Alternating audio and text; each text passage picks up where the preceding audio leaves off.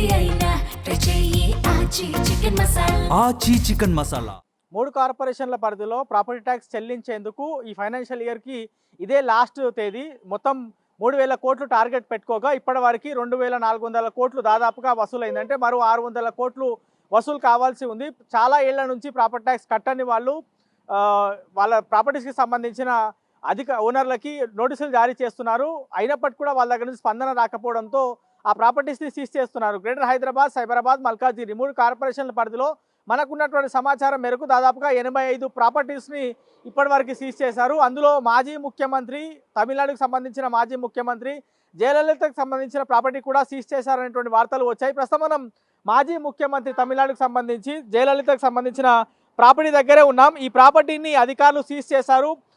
Seize చేసి ఒక 5 నిమిషాల క్రితమే మన ముందుకు వచ్చి జిహెచ్ఎంసీ అధికారులు దీన్ని అన్సీజ్ చేశారు. అంటే అన్లాక్ చేసి ఇక్కడి నుంచి వెళ్ళిపోయారు. ఈ ప్రాపర్టీకి సంబంధించినటువంటి కేర్ టేకర్ కూడా ఇక్కడే ఉన్నారు. ఆయనతో కూడా మనం మాట్లాడేటువంటి ప్రయత్నం చేద్దాం. అయితే గ్రేటర్ హైదరాబాద్ వ్యాప్తంగా మొత్తం 1,100 కోట్ల రూపాయలు టార్గెట్గా పెట్టుకోగా ఇప్పటివరకు 910 కోట్లు మాత్రమే కలెక్ట్ అయింది.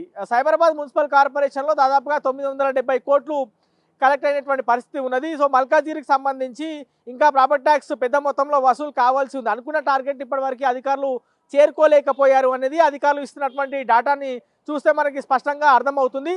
సో జయలలితకు సంబంధించినటువంటి ప్రాపర్టీని అధికారులు ఎందుకు సీజ్ చేశారు, ఎందుకు ఇప్పుడు ఓపెన్ చేశారో తెలుసుకునే ప్రయత్నం చేద్దాం. కేర్ టేకర్ ఉన్నారు.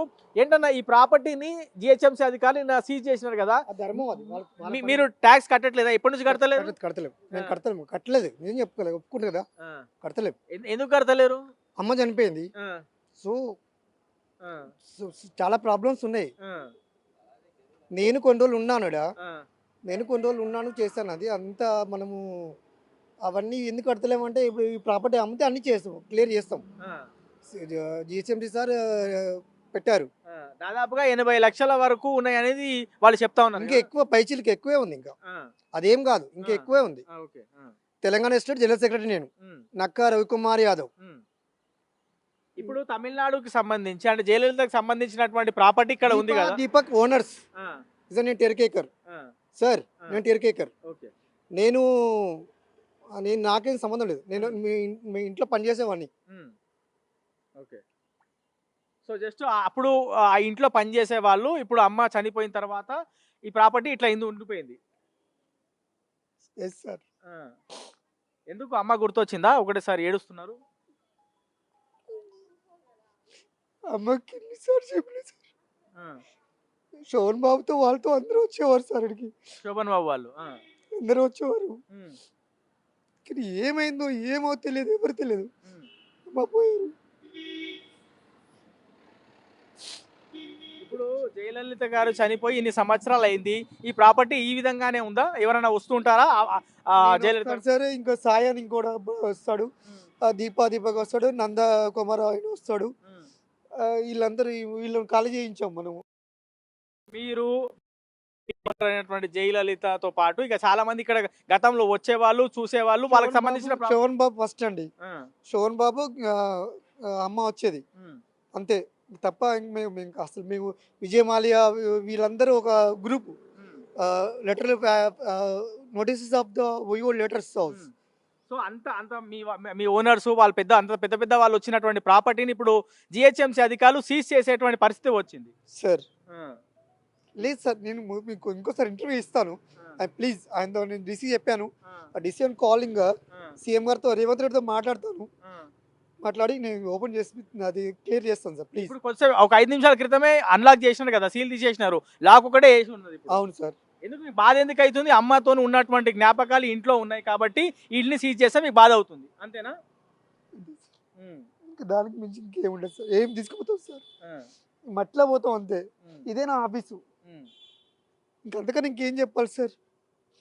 మేము పే చేస్తాం, ఐ కెన్ 100% పే చేస్తాం మేము. అది దీపతో మాదేవతో కూడా మాట్లాడతా. ఈవెన్ డైరెక్టెడ్ పేమెంట్ చేసేస్తాం. అది దాంట్లో ఏం లేదు. తమిళనాడు మీది కూడా లేదు, నాది Telangana state general secretary sir. నేను స్టేషన్ కనుపూర్ నాది. నానగరామ్ కూడా నాది. నక్క ఎల్లమ్మ, నా పేరు నక్క Ravikumar Yadav, Telangana state general secretary. నేను రెంటల్స్, టాయిలెట్ అన్నిటికీ. నాకు శోభన్ బాబు గారు జయలలితమ్మ పెట్టిన నేను మానస కొడుకుని నేను. నాకేం ఇవ్వలేదు, నేను అఫీషియల్ కాదు, నేను ఇంట్లో పనిచేసిన అంతే.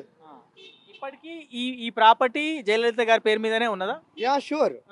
అంటే దీపక్ ఓనర్స్ ఎవరు లేరు, ఇంకా ఎవరు లేరు. మా అతను జయకుమార్ వాళ్ళ కొడుకు కూతురు. సో ఇది చూస్తున్నాం కదా, జయలలితకి సంబంధించినటువంటి ప్రాపర్టీని సీజ్ చేయడంతో వాళ్ళ దగ్గర సంవత్సరాల కొద్ది పనిచేసినటువంటి కేర్ టేకర్ భావోద్వేగానికి లోనవుతున్నటువంటి పరిస్థితి మనం చూడవచ్చు. ఇట్లాంటి ప్రాపర్టీస్ చాలా సీజ్ చేశారు. సోమాజిగూడ, ఖైరతాబాద్, యూసుగూడ, దాంతోపాటు బేగం బజార్, గోషమైల్ లాంటి ప్రాంతాల్లో అత్యధికమైన ప్రాపర్టీస్ గ్రేటర్ హైదరాబాద్ పరిధిలో సీజ్ చేశారు. ఇక మల్కాజ్గిరి, సైబరాబాద్ పరిధిలో కూడా చాలా వరకు ప్రాపర్టీస్ని సీజ్ చేశారు. సో ఇవాళ వన్ టైం సెటిల్మెంట్ స్కీమ్లో భాగంగా ఇవాళ ప్రాపర్టీ ట్యాక్స్ కట్టేందుకు చివరి రోజు. ఇవాళ ఒక్కరోజే దాదాపుగా 100 కోట్లు కలెక్ట్ అవుతుంది అనేది అధికారుల అంచనా. మరి అంతమేర కలెక్ట్ అవుతుందా లేదా అనేది చూడాల్సి ఉంది. దాదాపుగా 600 కోట్ల రూపాయలకు సంబంధించిన ప్రాపర్టీ ట్యాక్స్ ఇంకా వసూలు కావాల్సి ఉంది. 3 కార్పొరేషన్ల పరిధిలో 2400 కోట్లు వసూలైంది. మరో 600 కోట్లు ఇంకా వసూలు కావాల్సి ఉంది. సో గ్రేటర్ హైదరాబాద్, సైబరాబాద్, మల్కాజ్గిరి 3 కార్పొరేషన్లకు పరిధికి సంబంధించినటువంటి రెవెన్యూ అధికారులు, జిహెచ్ఎంసీ అధికారులు పెద్ద మొత్తంలో ప్రాపర్టీ ట్యాక్స్ వసూలు చేసేందుకైతే గ్రౌండ్ లెవెల్లో తీవ్రంగా ప్రయత్నాలు చేస్తున్నారని చెప్పుకోవచ్చు.